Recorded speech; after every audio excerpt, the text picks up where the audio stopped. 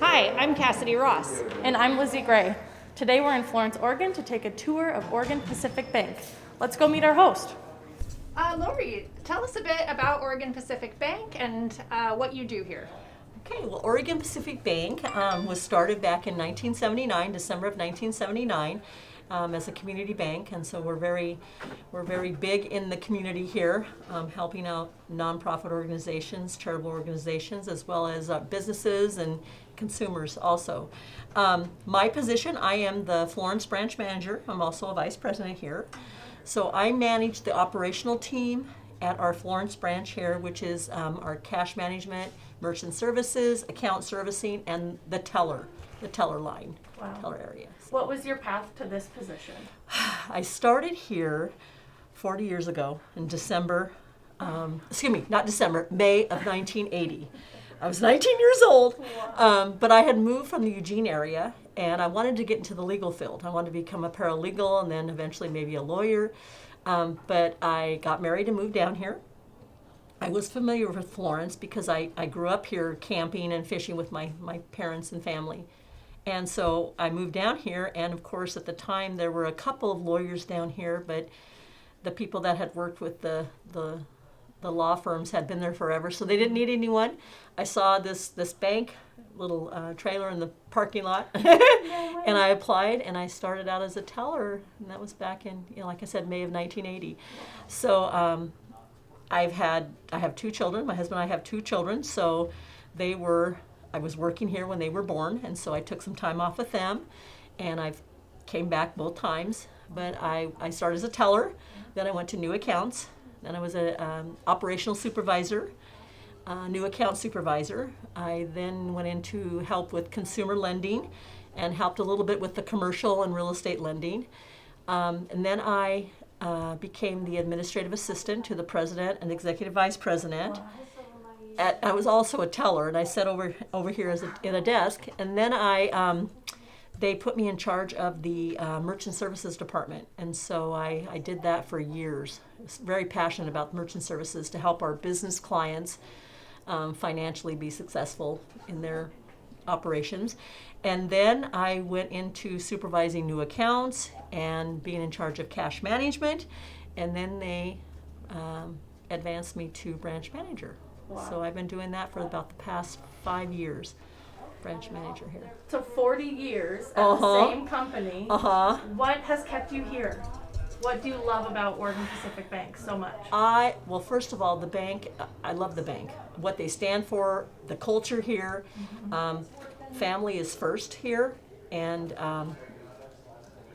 the past president and the current president, Ron Green, has always told us that family is first, and then work, but also the clients, the people I work with, but the people in the community, and what we stand for.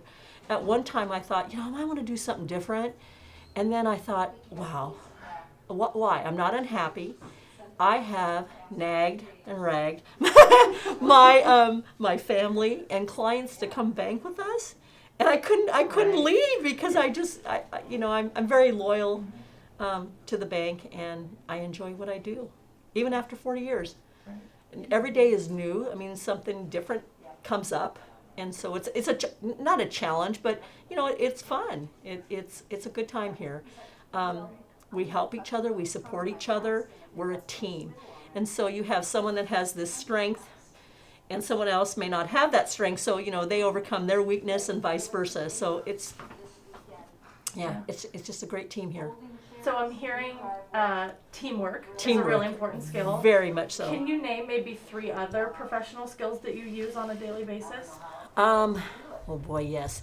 Teamwork, compassion. Oh, interesting.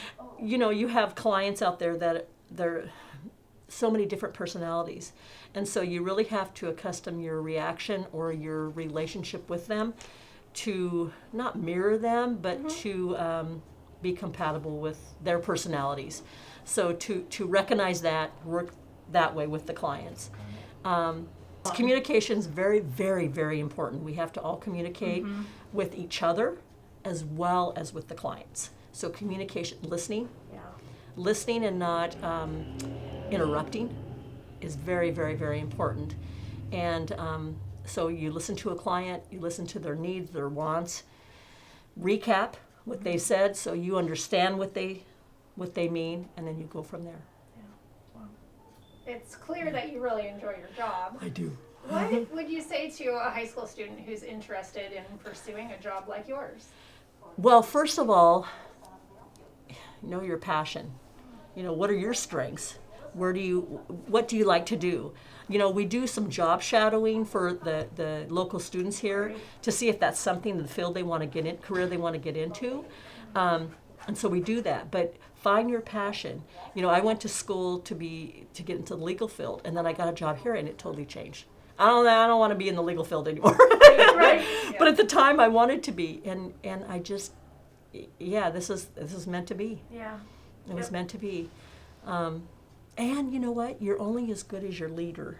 We have this great leader here, Ron Green, and he just inspires me. And that's huge. So you're only as good as your leader. That's what I always say. Anyway. That's great. What are some examples of things that students might do on a job shadow here? Well, we would. It depends on what they want to get into. If they want to do it, maybe look at being a loan officer. We might have them get with our lending team, see what they do.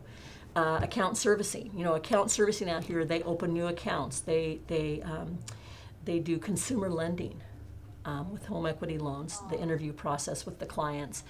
Anybody that has an issue with maybe fraudulent charges on their account, they're working with them on those things. Teller, they accept deposits and withdrawals. They do wire transfers, but they're also, face-to-face with the clients all the time.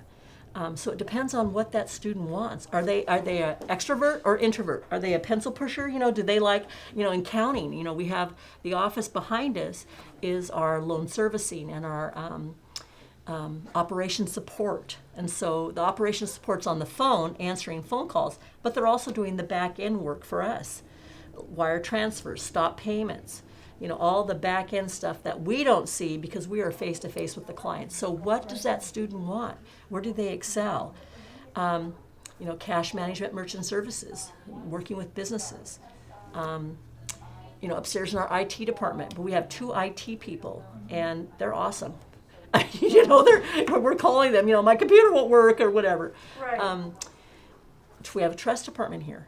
So they deal a lot with people's trust, maybe being a successor trustee if someone passes away, and they help with the finalization or the continuation of that person's estate, monies, etc.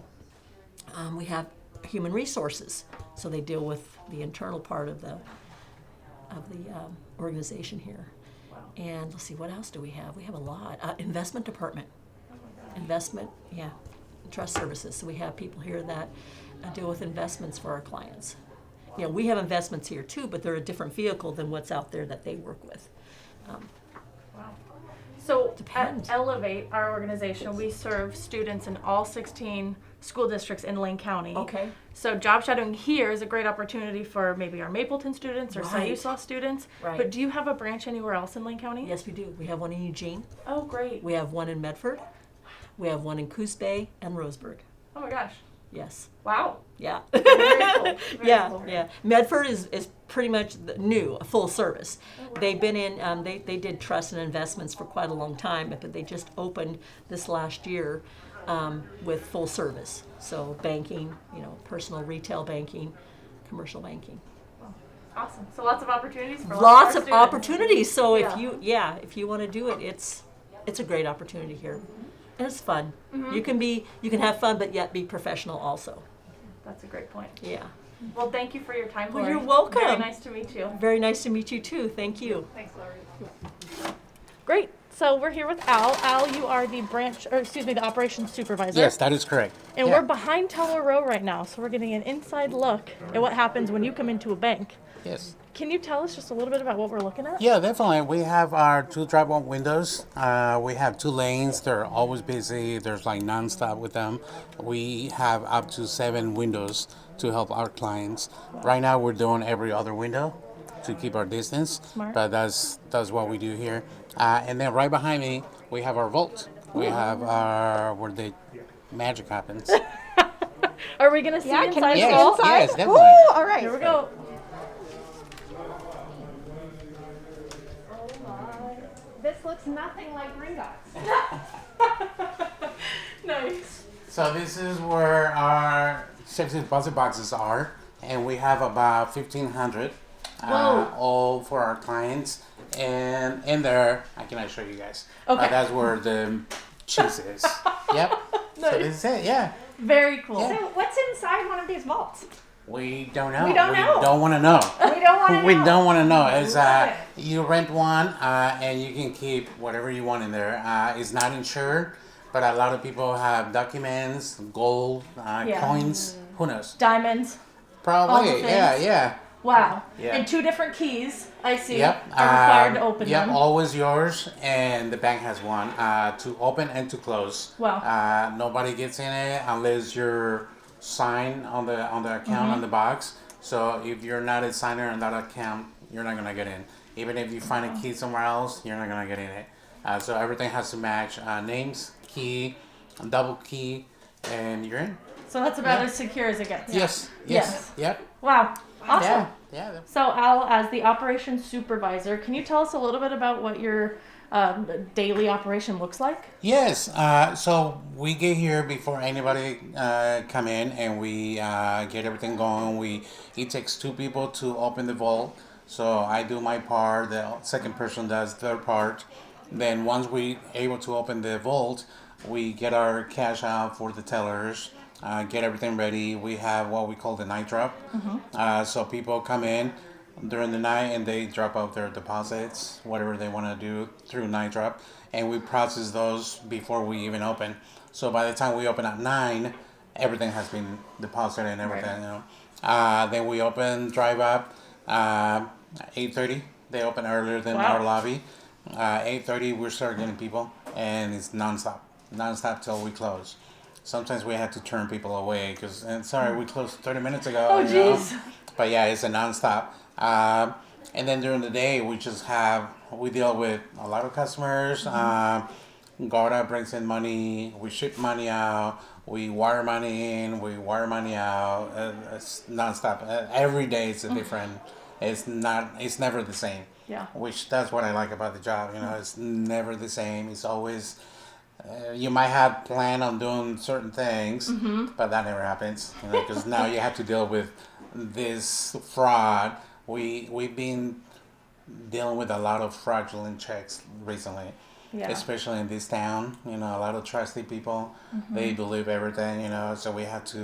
We're able to catch a lot of those and help them. Yeah. And keep them from spending thousands and thousands of money. You know, Wow. dollars. So that's a good thing. Yeah.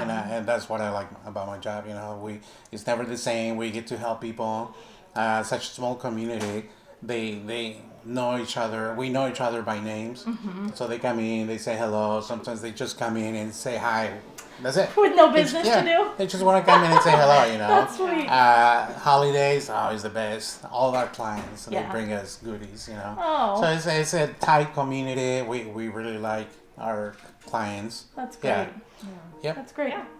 What about some challenges? You highlighted what you love. Yes, challenges. I think what I love is also challenging because customers, they're really trusting. They really hardcore believe in what they were taught when they were kids. You know, like, well, no, people don't do that. People don't do fraud. And like, so it's hard to get through sometimes. You know, like, no, really. These people from Africa is not really your son, you know, it's not really your grandson. Right. Or the girlfriend you found online is not really coming to visit you. Don't send her more money. Don't wire her money. Yeah, so that's a challenging part, you know, especially when they get at a certain age. Yeah. They start needing more help. And I wish we could do more for them, but what happens at home, we have no control over it. So a lot of scammers are really good at what they do. Yes. And so that's a challenging part, you know, but again, it's also part of the job, and it makes the whole thing, you know, I love my job. Yeah. Definitely. That's Yeah. great. Yeah. That's great. Great. Can you tell us about a time that you made a mistake? Something didn't go according to plan? What did you do to correct or fix Of that? course. It doesn't happen very often, but it does happen where computers are computers. You know, we process a transaction and the computer read instead of it added 1 0. So instead of 100,000, now Wow. we're dealing with 1 million. Yeah. You know, so once you go to the account, like, well, 1 million, that wasn't 1 million. You know, so thankfully it's something the computer catches, and we can go back and reverse it right away. But yeah, that will be good for you to open your account. Like, oh, 1 million, yeah. Yeah, nice. great if it's coming into your account. Exactly. Yes. Yeah. But it does happen sometimes. It's computer, and we're still Yeah. humans, so we Yeah. still make mistakes every here and there. But it is nice to be able to catch it at the end of the day, because if everything doesn't balance to the penny, Yes. well, then we know there's a problem, and so we're able to catch everything, Yeah. or 99% of everything at the Yeah. end of the day. So as a supervisor, what's your advice when one of your employees makes a mistake? You know what? Don't let it get to you. I know it's frustrating, and it can really get you down. You know, a lot of our tellers are really, you know, they take their job very serious, and they take it too hard. Yeah. But you know, things happen. Just let it go, move on, so you don't make more mistakes. You know, if you're not 100% on what you're doing, you can make another mistake to the next client, and we don't want that. Yeah. So it's you know, things happen. Let it go and learn from it. Yeah. Yeah. Great. You sound like a good boss. Yep. Yeah. Thanks. All right, Kim, tell us a bit about what you do here. I am the Florence team leader for our retail side of the business, the bank, and I am also the manager of the residential loan department and the senior vice president for the company. Wow. Wow. So team leader, is that what you said? Yes, team leader. So tell me about a project as the team leader that you've done that's involved everybody in the branch. So usually on a monthly basis, we try and get together with the whole team here, and we'll get together and we'll draw a name out of a hat or a box, Yeah. and we'll go around the room and we'll have everybody say one positive thing about the person. Oh my gosh. Whether that is something work related or non-work related, but Yeah. they'll go around and do at least one positive thing. After that, usually then we'll do some type of a fun game, whether it's just picking a number or throwing something or you know, just doing something fun, and then the person, whoever wins, gets to pick a place of their choice that they would like to have a $50 Whoa. gift card to, and then they get that. So Oh it's my a lot of gosh. fun. Mhm. That's great. Have you ever had have you ever had a name drawn where someone couldn't think of something positive to say? Not yet. Oh. But usually it gives people a little bit of time because we'll start Yeah. on one side, and by the time you get to the end, people are like, everybody took It's what been I said. wanted. Yeah. So Absolutely. it makes people think a little bit harder and more things. So Very it's nice. cool. The person, and the great thing is, the first time we did it, people didn't know because I spring it on them. I never know. They never know when we're gonna do it. I love that. And the very first time we did it, they had no idea what I was going to do. And it was one of my people in our mortgage department, and there was a bunch of people that weren't at the meeting. And throughout the day, she said, people came to her office and said, "Oh my gosh, I wasn't there. I want to tell you something I really like about you." So it was like a all day so fun thing. nice. So yeah, it's a lot of fun. Oh my gosh, I love that. I Well, love that. it sounds like you definitely have fun working here. Yes, Can you definitely. tell us a bit about the path you took to get to the position that you have now? So I was born and raised here in Florence, and have worked in a few smaller positions and different things, and I just decided I wanted to get into something that would allow me to work Monday through Friday, 8 to 5. And so I basically came to work as a teller. It's been over 22 years ago now that Wow. I came.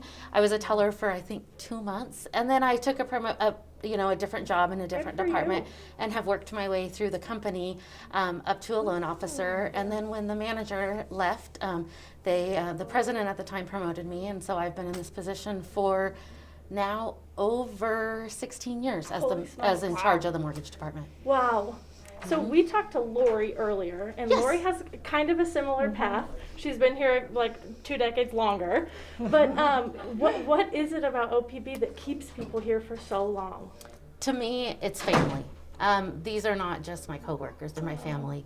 And it's our clients too. I mean, our clients are like family too. We get to know people in our community and that are our clients, and they become family to us. But here at the bank, it's, you know, my kid's sick, I have to be out for the day. Oh, not a problem, we totally understand. Hey, I'm going to take a vacation, and everybody wants to know about your vacation. Wow. So it's fun to come to work, Yeah. and it's fun to get to know the people that you work with. So it's not just, I'm going to come to the office, sit at my desk all day, and then go home and, you know, not want to come in. I love coming to work every day. Yeah. I mean, not every day. I mean, some days there's, you know, it's really nice outside, you don't want to, but for the most part, I love coming to work. Yeah. Absolutely. So starting as a teller, is that something that a high school student can do upon graduation? Is that an entry-level position? Most at the bank? definitely. We'll go through, if people are interested in it, we'll have them, you know, still go through the application and go through, but our feelings are that experience is something that you really have to do. I mean, you can't, most people, especially out of high school, haven't done those types of things, but if they have any cash handling experience at all, that really helps us to know what they can do here. So even if they have been a barista, if they have worked at, you know, a shop on the bayfront during the summertime, or a local, you know, attraction during the summertime, that is cash handling experience, which really helps for the retail banking side of things. And then from there, you know, you develop the skills and you can kind of work your way up. I didn't have much office experience, but I just slowly worked my way up through the company and did college at the same time I was working for my 2-year degree. And as soon as I finished my 2-year admin degree at that time, I got promoted to an admin assistant here. So they're really good with working with you for your career of what you want to do. Yeah, that's awesome. So aside from getting a job, maybe where you're doing some cash handling, what can a high school student do right now while they're still in school to better prepare them for a job in this industry? I would say the best thing is a lot of computer skills. That is definitely something that we do, a lot of technology. So as a bank, especially on, you know, the lending side of things, we're going to more of a paperless way, which most businesses are. So to be really proficient in, you know, different variations of email, Word, Excel, just a lot of different computer programs. A lot of the computer programs we use may be specialized to us, but if you have a really good familiarity with computers and how they work, you're going to be prepared. But also, you know, your typing skills and being able to know how to properly format a letter, and be able to talk on the phone to a client also, because you're going to do a lot of talking on the phone. We have a lot of walk-ins that happen, so you need to have that good customer service skills, you know, one-on-one, to be able to have good conversations with them also. So all of those things are great to go into a banking or most any other type of profession that you need to have. Very cool. Thank you, Kim. Thank Thanks, you guys. Kim. Thanks. So Mike, thank you for having us in your office. Oh, you're welcome. What is your position here at I'm a Oregon commercial Pacific? lender. I've been with Oregon Pacific Bank for 22 years. Wow. What's been your career path through Oregon Well, Pacific? I actually started out in retail management out of high school, or out of college, went into retail management, and then I went into a position in sales. So I spent 8 years out of college, out of the banking industry, and I decided I wanted to have weekends off. Little did I know I got myself into lending. And it's been an eye-opening experience. My retail background and sales background were both beneficial because I learned what type of business activity happened, the terminology, how to speak business speak, and how to approach some of the people. But banking has been extraordinary. It's an opportunity for people to help a lot of different businesses. We have so many different client profiles that come to us, and typically the first question is, they'll come to me and say, I need a loan for $100,000. And so my question is, well, what do you want to do with the money? And then they say, well, I want to buy 5 pieces of equipment. The equipment's going to help my logging operation, and we're going to be able to make all this extra money with it. So, okay, now I've got something. I'm thinking about how can I assemble a loan that's going to be paid back by what we buy with money. And what we're able to buy with the money should self-liquidate whatever loan balance we have. And they call it safe and sound lending. And so a loan should be well collateralized, and it should be based upon the formula of whatever you're financing should generate enough cash proceeds to pay back the loan. Otherwise, you're misaligning your money. Right, that makes sense. And it's something you do on a personal level as well. So if you're personally borrowing For a house, it makes sense to buy this over 30 years. Right. Because you're going to live there for 30 years, maybe, if you intend to stay in the area. But if you're going to buy food, it doesn't make sense to put food on your credit card because it's only going to last for a little while. Yeah. You want to match up your funds. So it sounds like part of your job is helping people figure out if they should be borrowing money and how to go about borrowing That's the money. whole thing. And then how can we structure something that's going to match their need? And do they generate enough cash, or will they generate enough cash with what we've provided to be able to pay us back within a comfortable margin? So there's a little bit of math involved. We put some time into analyzing what their historic numbers are, but we also have to think economically and industry-wise, how are they looking in the future? What's going to happen? Are they an industry that's going Right. a good direction or a bad direction? Are they risky? Yeah. And we, as a bank, you don't want to take a big risk because we're lending our depositors monies. Right. And if we if we don't do that right, they don't deposit money with us, and we become another bank. Is it hard to say no? No, actually, No. saying no can be the best thing you can do for somebody. Wow. Because if I say no, there's a good possibility that what we're trying to lend or what they want to do won't work the way they expect it to, and it might drag them down. Yeah. But there's reasons when you say no, how you can say no to people to guide them to get to yes. Yeah.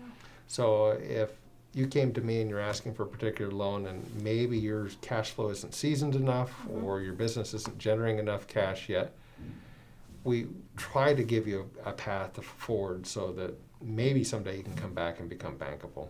Yeah. If you're not bankable, often private money lenders, family, things like that will take that risk for you because they're willing to. But banks, since we're lending FDIC insured, we have to do it in a Right. safe and sound manner. Right. FDIC insured. Federal Deposit Insurance Corporation, Got it. they are, between them and the Federal Reserve in the state of Oregon, they regulate the bank's operations because they want to guarantee as much as they can that the deposits are safe and that we're also lending in a manner that's compliant with what regulations say. You have your equal credit opportunity and fair lending practices that you have to pay attention to. If you treat anybody differently, Right. you're in trouble, Yeah. pretty much. Well, that's good that that's in place. Mm-hmm. So, is lending its own department here at OPB? Mm-hmm. But it's very much part of the culture is a teamwork culture. So if I have a loan, the company probably has deposits as well. Right. So we want a teamwork and say, how's the best way that we can help you as a business entity make more money? Yeah. Can you highlight some of the other positions within the lending department? We have a lot of credit analysts. Those are Okay. people, that's actually a very good position that somebody doesn't have to have a lot of customer interaction, but they look at the data that the customer provides, the financial background, and they analyze it and see whether there's an ability to repay. So you're going to measure how much cash flow isn't necessarily a net profit. It's your net profit plus other expenses that are more paper expenses than actual expenses to determine whether you actually did have cash to make this work. So, is a credit analyst an entry level job, or do they No, need? credit analyst actually is a little bit higher. A loan assistant is a little bit more entry level, but Okay. often a loan assistant gets into credit analysis. A loan assistant is good at gathering information and organizing information. And as they get the chance, they'll be exposed to certain computer programs and certain methodologies to find out if somebody generates enough cash. Right. But every company is a little bit different. Every accountant does things in their own way. So when we're presented with a set of books from somebody, the books can be extremely complex or very simple. And it doesn't take, for me, it doesn't take as long to go in and say there's cash here or not. But sometimes for an analyst, it takes a while to determine, to get to the right number. Right. And I was just describing before you came in, a quick and dirty way to determine what somebody's cash flow was but I wanted it displayed on paper through the computer program. So it's kind of like a word program. You have, okay, I see what the answer is supposed to be, but How do we get there? I have to show my work. Yeah. I'm I sure hate plenty of that. high school students I know what hate you're that. talking Oh, about. yeah. So I've got a question about lending in general. What happens if someone comes in here and gets, say, a car loan Hmm? and then doesn't make the payments? We give them a call. We'll ask them where the payments are, and sometimes we'll get a car back. Not too often. I think I have seen 2, maybe 3 cars come back in the time that I've been at the bank. Do you think OPB is more lenient because you do have such good relationships with your customers? Not so much. No?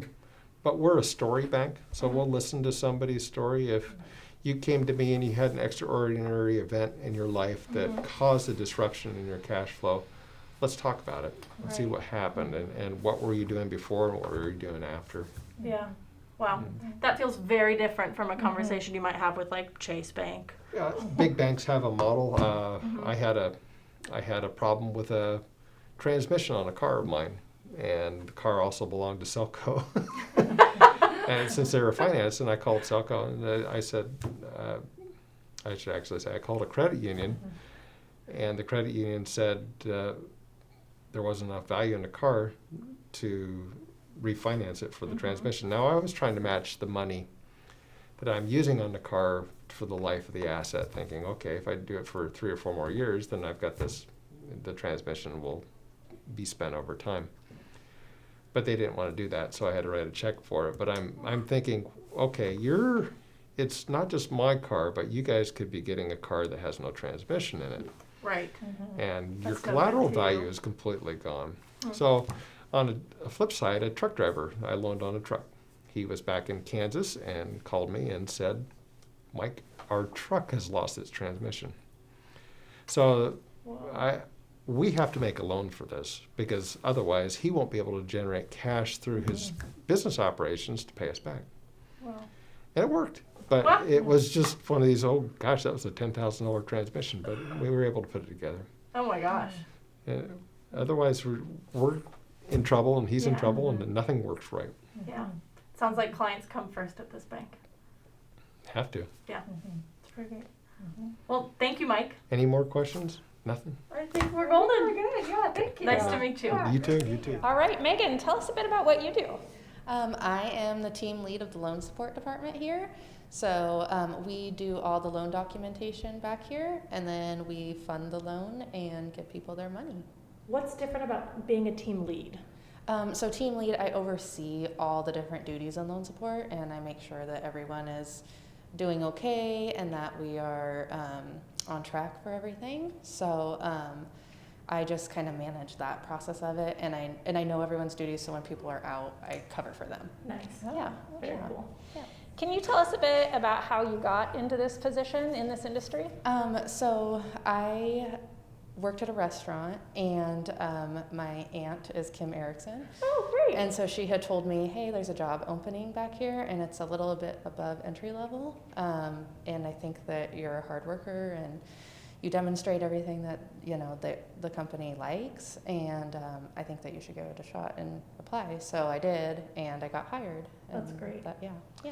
Do you think some of your experience in the restaurant industry translated over into this job? Yes, 100%. Actually, when we hire for people, I'm in that process of it. And I tend to look at people who work in the restaurant because they're used to a fast-paced environment. They can multitask and they're used to interruptions. And hard work. Hard work, yes, Yeah. yes, yeah, 100%. That's great. What else do you look for? So say someone doesn't have restaurant experience and you're reviewing a resume. What are you looking for? I would just say someone, I look at people, you look at all their past experience. How many times have they jumped around? Okay. That's a big one. You look at, have they worked with other people? How do they work with other people? Kind of just a variety of things. Are they good at multitasking? Right. Like they should put that on there. Detail oriented. So those are kind of a few. What does jumping around show you? Jumping around, it just makes me think, why are they not working out? Are they not reliable? Is it, do they not get along with others? Just those are my kind of Yeah. things that you think about when That you're makes sense. hiring people. So yeah. Can you tell us about a favorite project that you've worked on since you've been here? Yeah, so when the coronavirus hit and all the small businesses were being affected, the SBA brought out these PPP loans, and it was basically, here's money for you to continue to work your staff. And we have only 7 people in our loan support department, and we did over like 700 loans in 3 months. So we were working weekends, Yeah. way into the evening, everything. And that was my favorite project because here in Florence, we know everyone, especially being from here. So it was really important to be able to help them. And it was really satisfying to do that. And that was awesome. It was extremely stressful, but it was very worth it.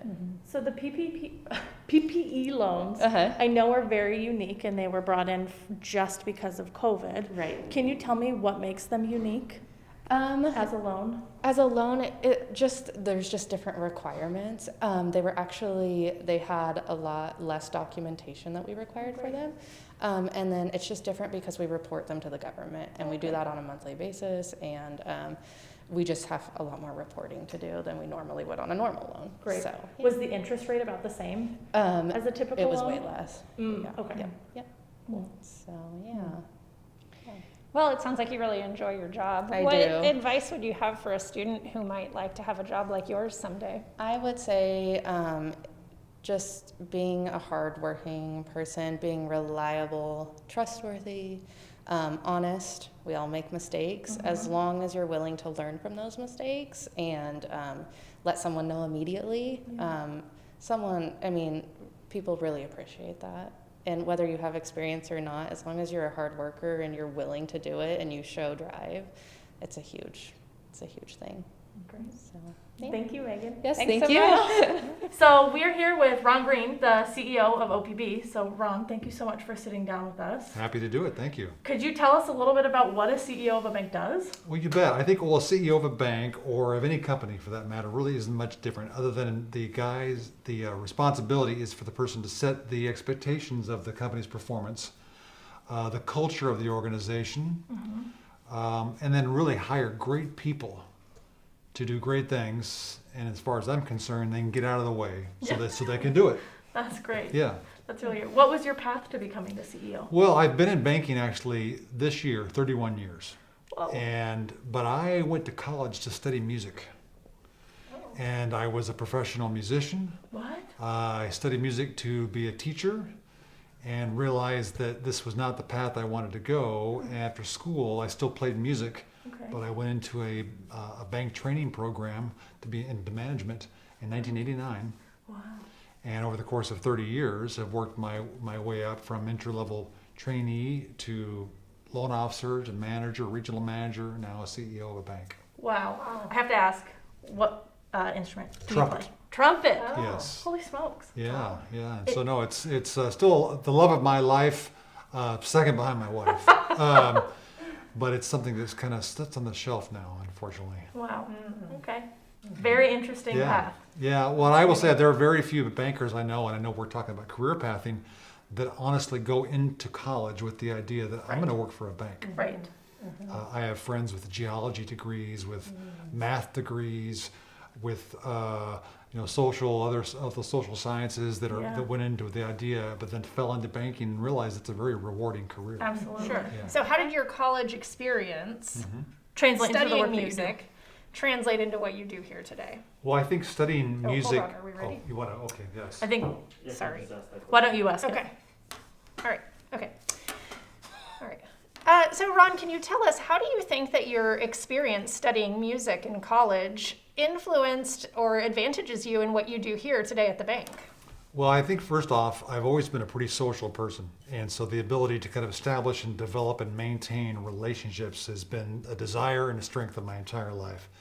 Studying music, however, demonstrated my analytical thinking process, because very right-brained in musical, even though on the technical side, the performance side is very left-brained.